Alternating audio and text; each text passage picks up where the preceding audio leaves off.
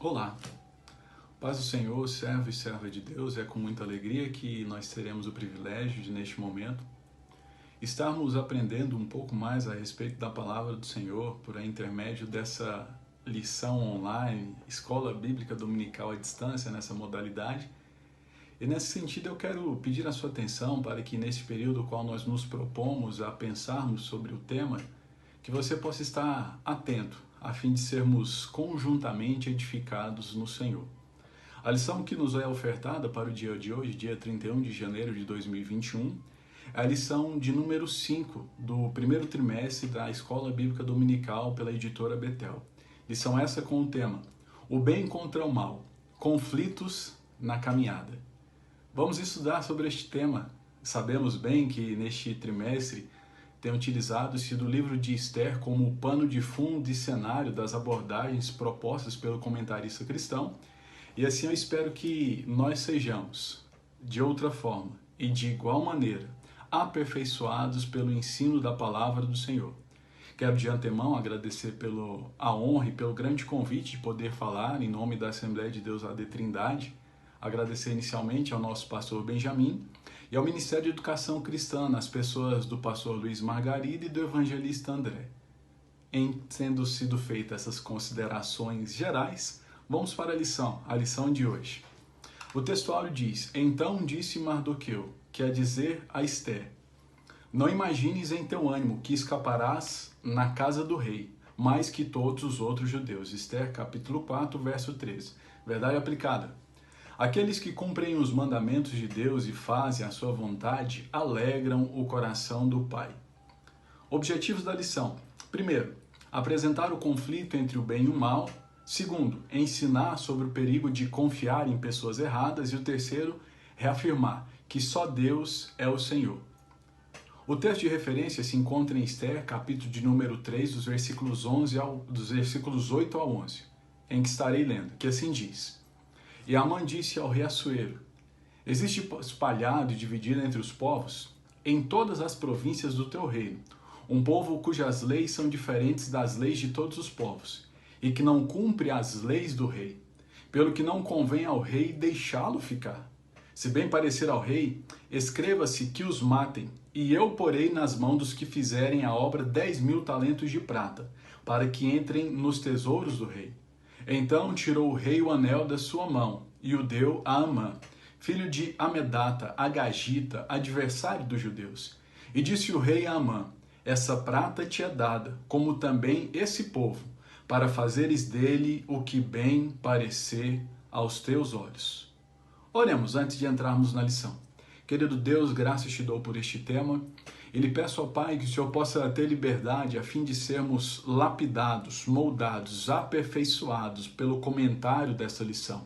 Eu lhe peço, meu Pai, abençoa a cada um dos meus irmãos e, ó bendito Espírito Santo, que as palavras que dos meus lábios saírem possam proferir vida no ouvido daqueles que ouvirão, não com convencimento meramente de ordem intelectual, mas um convencimento através da pessoa do Espírito Santo, a fim de fazer de nós homens e mulheres melhores nesta caminhada, na luta do bem contra o mal.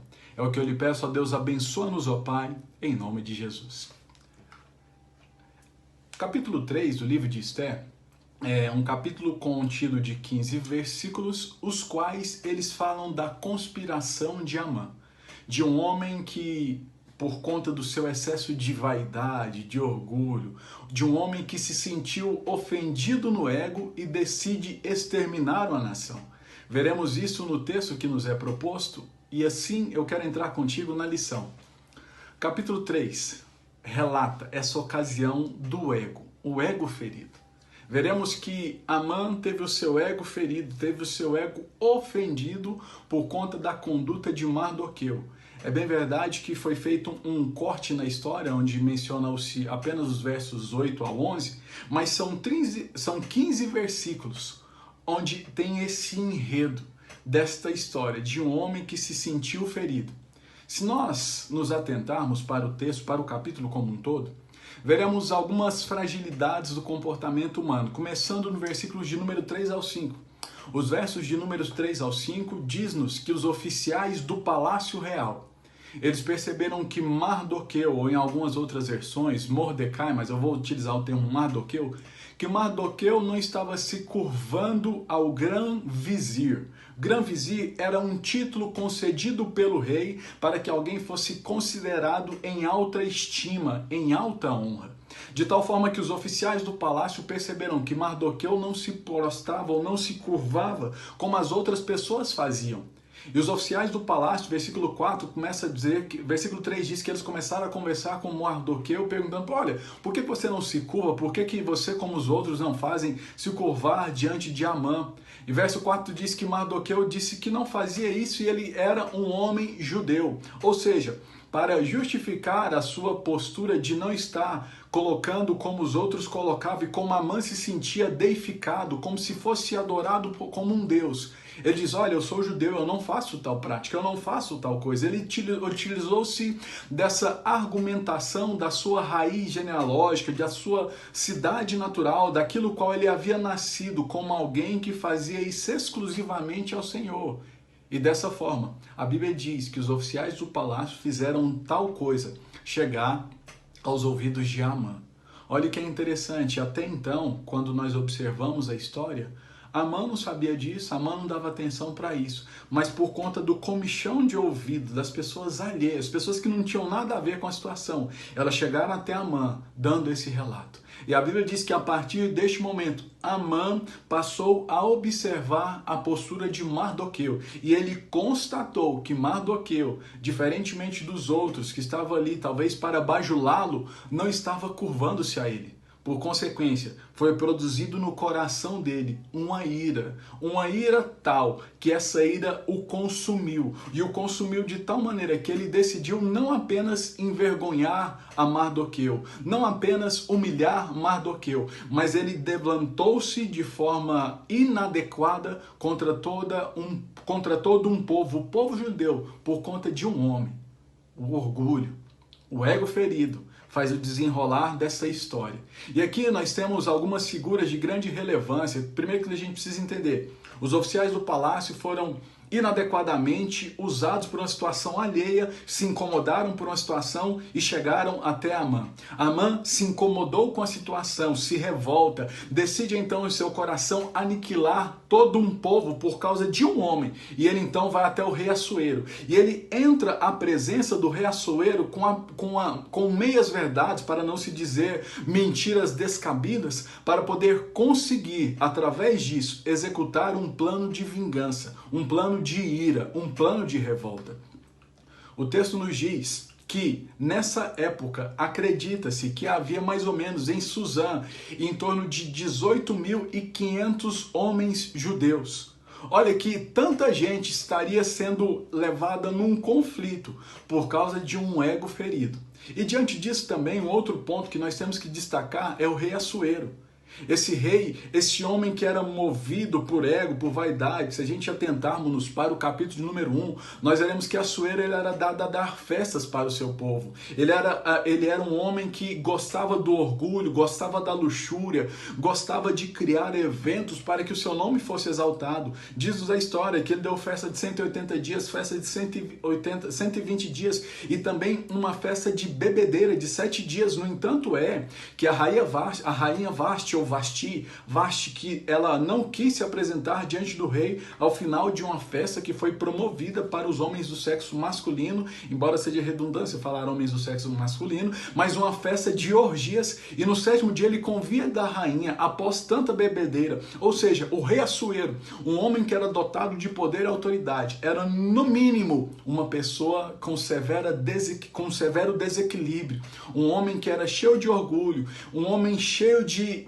vaidade, agora estava deixando ser usado por Amã. Mas vamos lá. Primeiro ponto da lição, o título é conflito. Não importa o que o inimigo planeja, pois a última resposta vem sempre do Senhor. Eu abro um parênteses porque talvez eu estou falando agora para homens e mulheres que na caminhada, nessa luta do bem contra o mal, possa estar exposto a uma situação de desconforto, possa estar exposto a uma situação de desagravo, possa estar exposto a uma situação de injustiça.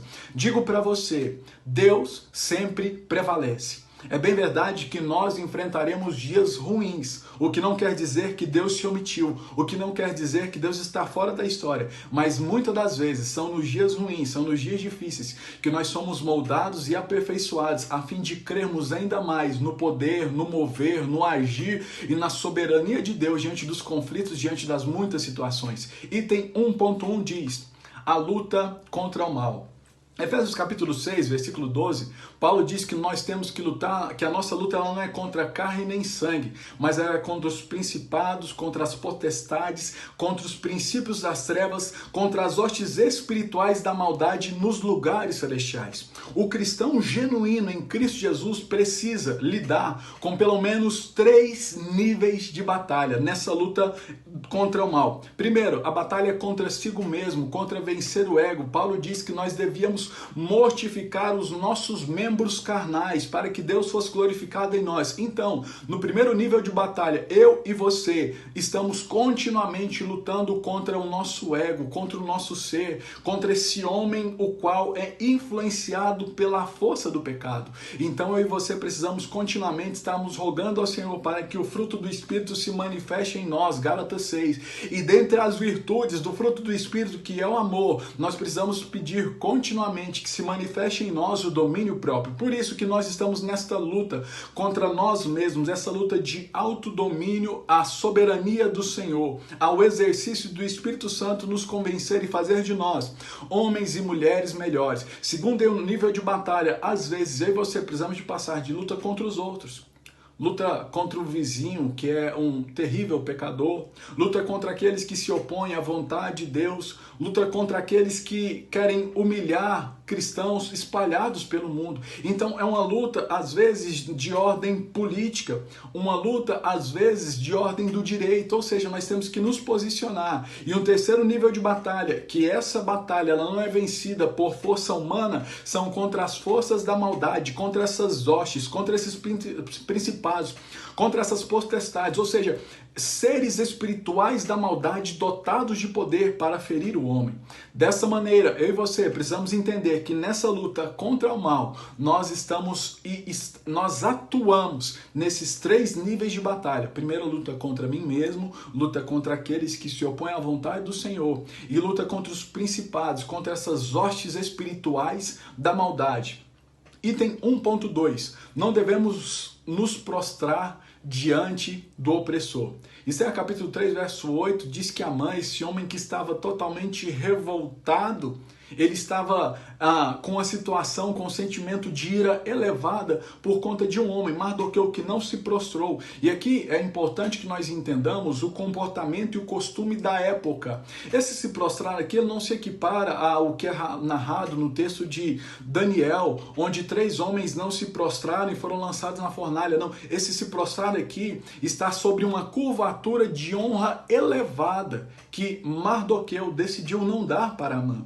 E aqui nos ensina uma grande lição. Eu e você precisamos entender que existem certas coisas que, mesmo que sejam contrárias àquilo que é a propositura legal do momento, nós não devemos fazer. Nós não devemos nos prostrar. Nós não devemos aceitar na condição de igreja e igreja do segmento protestante e essa alcunha ou essa nomenclatura de falar que nós fazemos parte de um movimento de protestante já está intrínseco na própria palavra, que é o ato de protestar, se colocar contra, se opor. Então aqui Mardoqueu, ele se opôs. Ele não teve uma conduta de levantar-se contra, ele apenas não se rendeu. E eu e você não devemos nos prostrar diante do opressor, não devemos nos prostrar diante daqueles que se levantam para tentar menosprezar o nome de Deus. É bem verdade que nessa nossa vida diária, hora ou outra, nós passaremos por situações que talvez exigirão de nós uma humilhação, mas nós precisamos ter discernimento e sabedoria para saber até onde devemos nos humilhar a fim de que Deus seja exaltado, mas para sabermos também até onde nós talvez estejamos nos humilhando em demasia, onde Deus seja envergonhado por um comportamento de omissão da nossa parte. Então nós temos que aprender como Mardoqueu, não devemos nos opor, ou não devemos nos prostrar diante daquele que é o opressor de nossas vidas. 1.3 diz, o perigo de confiar em pessoas erradas. Olha o que é interessante. Mardoqueu foi mobilizado pelos oficiais do palácio. Confiou em pessoas erradas ou talvez deu ouvido para coisas que não precisavam ser dadas ouvidos. Na sequência, Amã, que foi aquele que deu ouvido para os oficiais do palácio também, por ocasião de ter ouvido que Mardoqueu não se prostrava, Amã decide ir ao rei Assuero. E ele vai ao rei Assuero e fala com essas palavras de meia-verdade. Por que meia-verdade? Primeiro ponto, ele fala que existia um povo que tinha um edito, que tinham regras diferentes do rei Assuero. Isso era um fato, era uma verdade. Mas ele utiliza-se de uma verdade para introduzir uma meia-verdade e influenciar o pensamento do rei Assuero. Olha que coisa terrível. Assuero, ao ouvir aquele relato de meias verdades e de mentiras de Amã, ele decide dar para ele uma procuração pública de plenos poderes para que ele pudesse agir em nome do rei. Olha que interessante, o rei Assuero, um homem poderoso, um homem que tinha essa autoridade toda, ele deu ouvidos para Amã, aquele que estava com o ego ferido. E por causa disso, a Bíblia diz que ele deu o seu anel de prata, que simbolizava essa procuração de plenos poderes, para que ele pudesse assinalar um edito, onde decretaria a morte de todo um povo. O rei Assuero, se ele tivesse um pouco mais de sabedoria, ao receber um relato tal qual foi dado por Amã, a primeira coisa que ele deveria ter feito era averiguar. O rei Assuero possuía muita gente ao seu favor, muita gente ao seu dispor. Se ele fosse um homem de sabedoria, ele teria primeiro averiguado. Quantas das vezes eu e você não estamos deixando ser influenciado por pessoas erradas? Quantas das vezes eu e você, no afã de resolver uma situação, alguma causa, alguma coisa, ao ouvirmos um relato, não vamos primeiro atestar, averiguar se de fato o relato é consistente, mas tomamos atitudes e vamos agindo de qualquer jeito, de qualquer maneira. Olha, essa atitude impensada de Assuero quase foi a causa do extermínio de um povo por causa de um homem do ego ferido. Talvez você não está passando por problemas, por conflito, porque está dando ouvido para pessoas erradas. Está entrando em problemas que não deveria porque você sai agindo de qualquer jeito, de qualquer maneira, porque ouve relatos alheios e não vai averiguar qual é a situação. Temos que aprender com essa história. Na vida, existem pessoas que são exemplo e existem pessoas que nos servem de lição. Pessoas que são exemplo são aquelas que têm uma conduta positiva e nós devemos nos inspirar. E pessoas que servem de lição, aquelas que têm uma atitude inadequada e nós devemos aprender com elas. O rei Assuero e Amã são pessoas que servem-nos de lição daquilo que nós não devemos fazer. E uma coisa que eu e você não devemos fazer, agir de forma precipitada, por talvez, principalmente também, por confiarmos em pessoas erradas. Item 2 da lição diz: a loucura de Amã. Isaías capítulo 42, versículo 8, na parte B, relata-nos que Deus não divide a sua glória com ninguém. Se existe uma coisa que ela é exclusiva de Deus, é o ato de glorificar, de prestar louvor, de prestar culto. Deus não divide a sua glória com ninguém. Lá no Decálogo, Deus já falava e orientava ao povo, o povo que estava peregrino naquela terra do deserto: olha, vocês não podem ter outros deuses diante de mim. Ninguém pode estar equiparado ao nível de honraria a qual devemos prestar a Deus. Amã, na sua loucura, ele queria uma honraria que lhe fosse elevada. Ele estava tomado pelo orgulho, ele estava tomado pelo ego. Quantas pessoas não são assim? Quantas pessoas, por conta de um poder, de uma posição, de recursos financeiros, por conta de influência política, não se colocam num patamar superior aos demais mortais, desejando serem reconhecidos em demasia? Amã estava louco, estava com seu ego ferido, porque ele se colocou num patamar superior ao qual ele deveria estar. Um homem cujo seu orgulho em demasia o levou a uma situação de fracasso. 2.1 diz: Mardoqueu não era guiado pela vista, e sim pela fé. Se tem uma coisa que nós devemos aprender e muito na condição de servos do Senhor, é não deixarmos ser guiados por aquilo que nós estamos vendo, mas muito mais por aquilo que nós acreditamos e cremos na pessoa de Deus.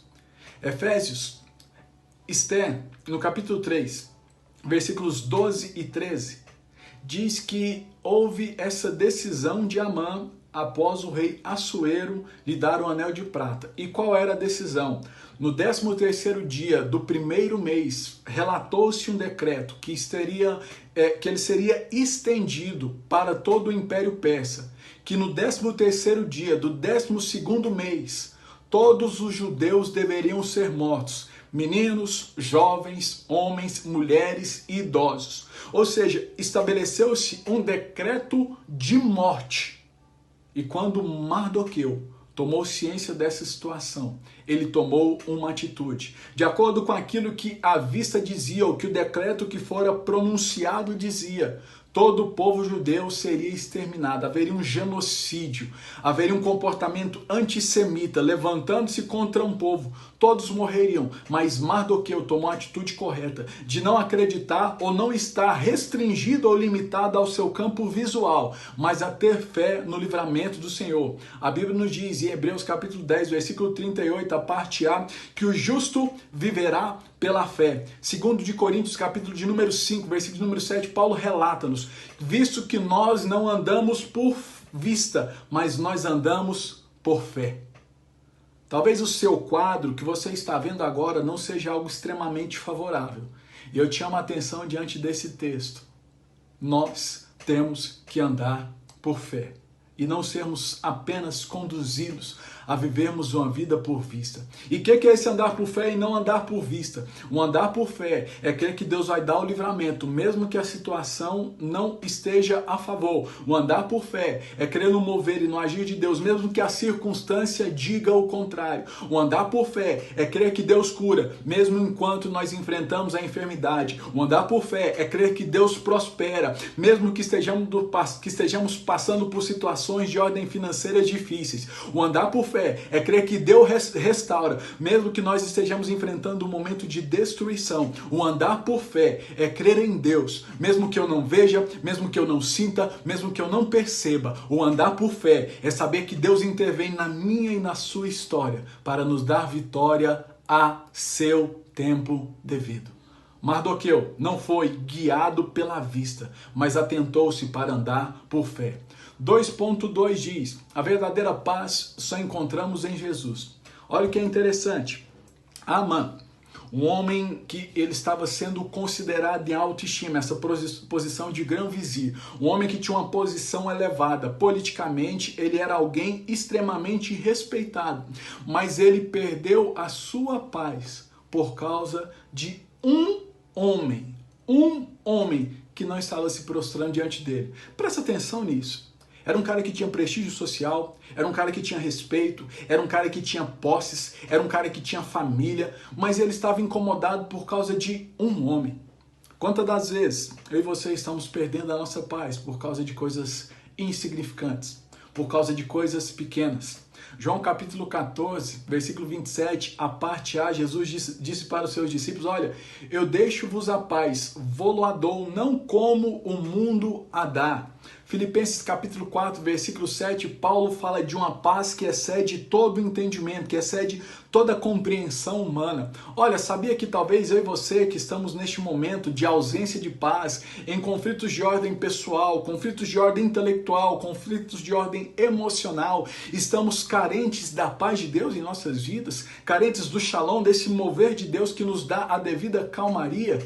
Amã, um homem que tinha tudo, um homem que poderia fazer qualquer coisa. Olha, um homem que ganhou um anel de prata do rei, um homem que tinha procuração de plenos poderes, por causa de um único homem, Mardoqueu. Amã perdeu a sua paz, Amã perdeu a sua alegria. E aqui eu abro um segundo parênteses. Quantas das vezes eu e você nós estamos vivendo um momento de vida excelente, um ótimo momento, Deus nos tem prosperado, Deus tem nos dado tantas coisas, mas por causa de um mínimo detalhe, você se entristece, você perde a sua paz, você perde a sua alegria. O item 2.2 está dizendo que a verdadeira paz só encontramos em Jesus. E se eu e você somos crentes em Cristo Jesus, eu te chamo a atenção, porque foi nos dado uma paz pela pessoa de Cristo Jesus. E esta paz que excede todo o entendimento, que Paulo relata-nos, é uma paz que ela é contrária à circunstância. Por isso que excede o entendimento. Por isso que ela é contrária à lógica humana.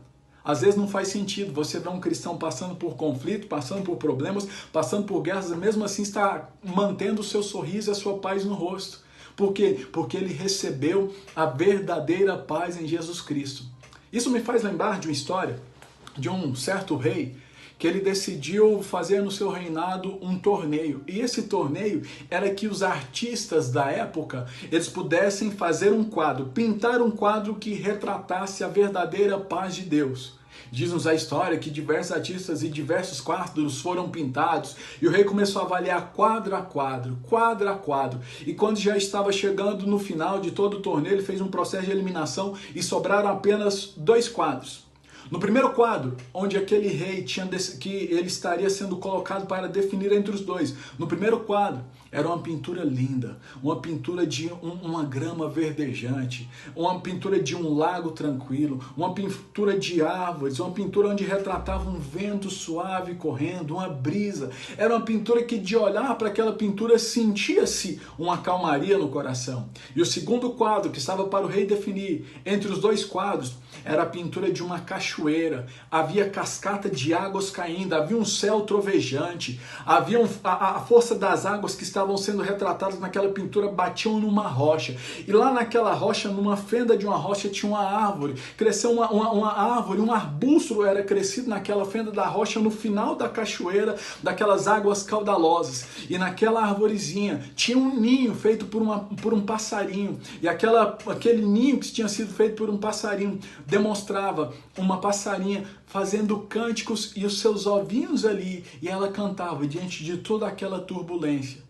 O rei, diante desses 2 quadros, ele entendeu que o segundo quadro era aquele que melhor relatava a paz que excede todo entendimento. E sabe o que isso quer dizer? Que ter paz não é estar apenas num ambiente de paz e de calmaria. Ter paz, que excede todo entendimento, é saber que a vida ela vai ser hora ou outra conflituosa, que a vida hora ou outra teremos problemas, que hora ou outra teremos preocupações, que hora ou outra teremos turbulências. Mas mesmo diante de tudo isso, nós temos garantido uma paz que excede todo entendimento.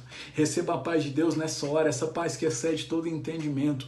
E não permita que os detalhes, que as coisas de menor valor tirem a paz que Jesus nos deu. A mesma paz relatada em João 14, uma paz que não é dada como o mundo a dá. Uma paz que Paulo disse que excede todo o nosso entendimento. 2.3 diz, sem Deus, o poder conquistado é inútil. Provérbios capítulo 16, versículo 18 diz, a soberba precede a ruína e a altivez de espírito precede a queda. Eu já te disse no subtópico anterior, Amã era o homem que tinha tudo, mas mesmo assim estava incomodado, mesmo assim por causa de um único homem e por conta da sua elevada arrogância, ele tinha perdido a paz, estava num ambiente de loucura. Cuidado, porque sem Deus, o poder conquistado é inútil, mas com Deus, mesmo que não haja poder, mesmo que não haja uma posição de destaque, mesmo que não haja uma posição de honra, mesmo que não seja efetivamente reconhecido por todo mundo, nós podemos ter a alegria de viver uma vida tranquila nessa jornada, uma vida de paz, uma vida de prosperidade em Deus. Tópico 3 diz, uma presença que nos guia. É imprescindível que todo cristão, ele precise ser e ele precise continuamente entender que ele está sendo guiado pela presença de Deus, que ele tem ao seu dispor a pessoa do Espírito Santo, aquele que convence o homem do pecado, da justiça e dos juízos, também aquele que intercede por nós com gemidos inexprimíveis, e é aquele que pode conduzir a minha e a sua vida.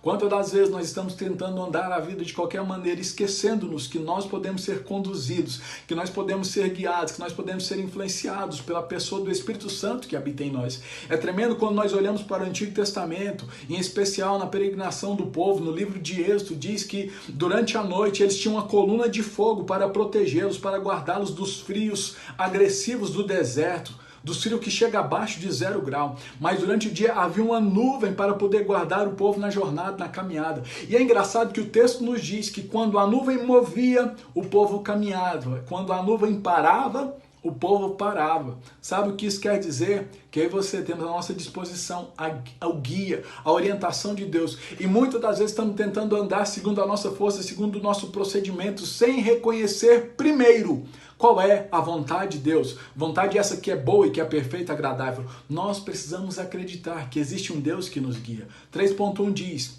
não devemos nos acomodar.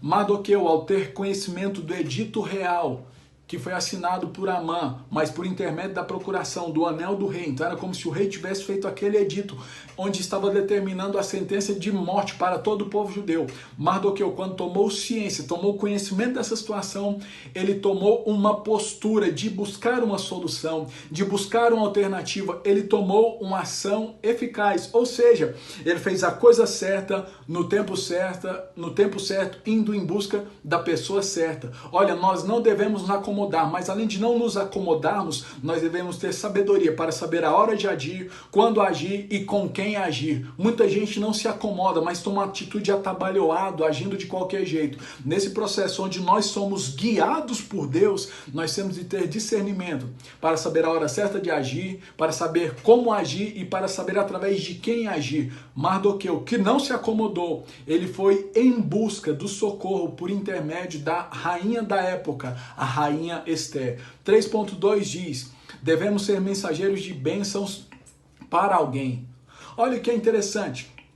Quando Mardoqueu ele faz ser conhecido aos ouvidos de Esther que havia um edito que na realidade poderia não, que se ele fosse executado no 13º dia do 12º mês, todo o povo judeu morreria, Esther também estava sendo enquadrada naquele decreto de matança, naquele decreto genocida. Então, Mardoqueu vai a Esther, na verdade ele faz chegar aos ouvidos de Esther, e Esther passa a ser uma portadora de bênção, uma mensageira de bênção. Olha, Esther estava numa posição onde ela tinha condição de chegar ao rei Assuero e tentar, de alguma forma, reverter essa história.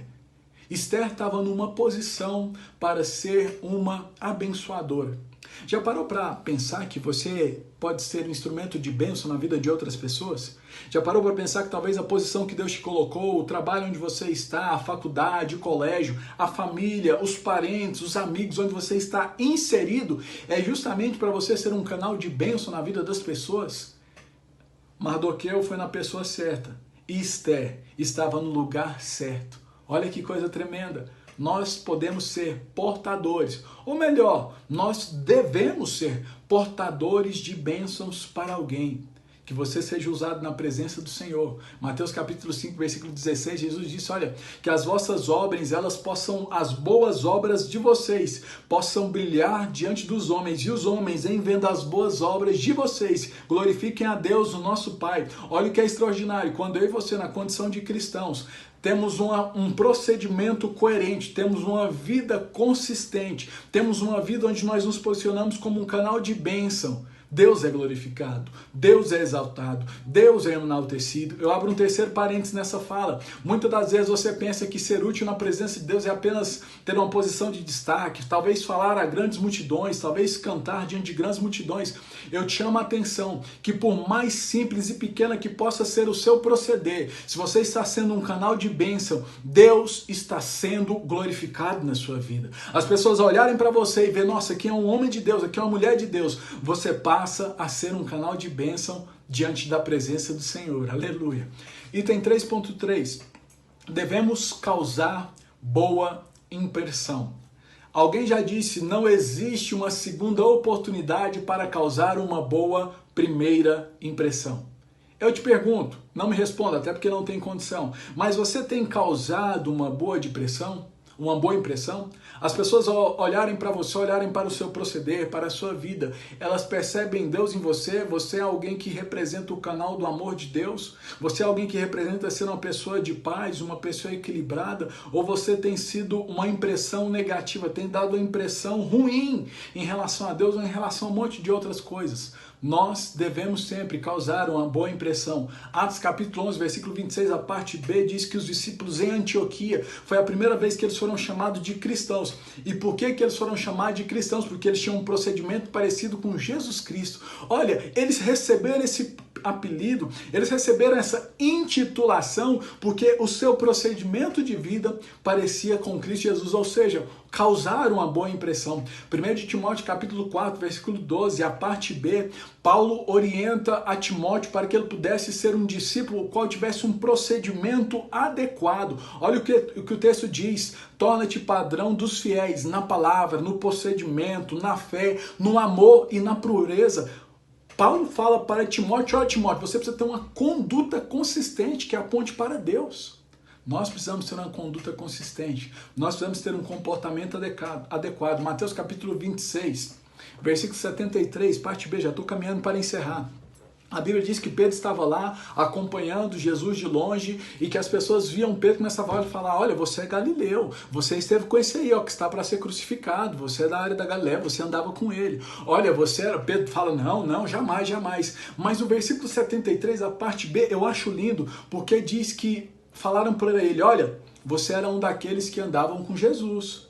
A tua fala te denuncia, a tua maneira de falar demonstra que você andava com Jesus. Sabe o que isso quer dizer? Essa última aplicação, que a nossa vida de intimidade com Deus faz com que possamos dar uma boa impressão, de tal maneira que a nossa maneira de posicionar, a nossa maneira de falar, a nossa maneira de ser, ela aponta para o fato de que nós temos encontrado a Cristo Jesus.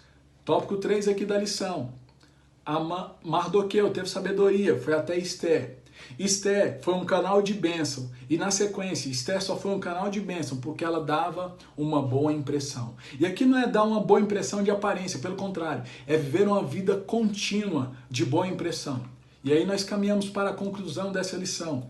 Diante da guerra entre o bem e o mal, temos um Deus que intercede por nós, dando-nos a vitória, fazendo sermos nele mais do que vencedores por meio do seu muito amor. Romanos capítulo 8, versículo 37 diz que nós somos mais vencedores em Cristo Jesus.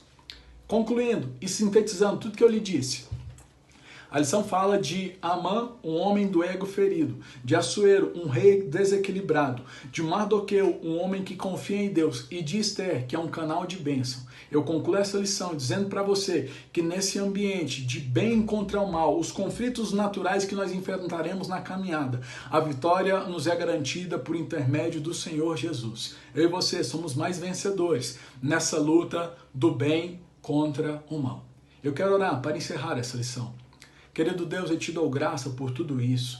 E eu lhe peço, meu Deus, que as tuas boas mãos possam abençoar a vida de cada um dos meus irmãos e irmãs que estão nessa caminhada, que hora ou outra, Senhor, estão nesse ambiente de conflito, sabendo que existe um conflito do bem contra o mal, não um conflito apenas de ordem natural, mas um conflito de ordem espiritual. Eu lhe peço, meu Pai, aumenta a força, a fé de cada um dos meus irmãos, para que possamos ter sabedoria em relação às pessoas às quais nós temos ouvidos, para que possamos trazer para o nosso ambiente, nosso ciclo de convívio, gente que nos aproxime do céu e possamos dizer não para aqueles que nos afastam do propósito. Oh, meu Pai, abençoa cada um dos teus filhos e filhas, para que possamos vencer, para que possamos triunfar nessa luta do bem contra o mal na nossa caminhada, sabendo que em Deus nós somos mais que vencedores. É o que eu te peço, meu Pai, e te agradeço a Deus em nome de Jesus. Que Deus te abençoe, que o Senhor te fortaleça, que você tenha sabedoria, que você não tenha um ego ferido ou não seja uma pessoa orgulhosa, tal qual foi Amã, mas que você tenha sabedoria, que você não seja uma pessoa precipitada, tal qual foi Assuero,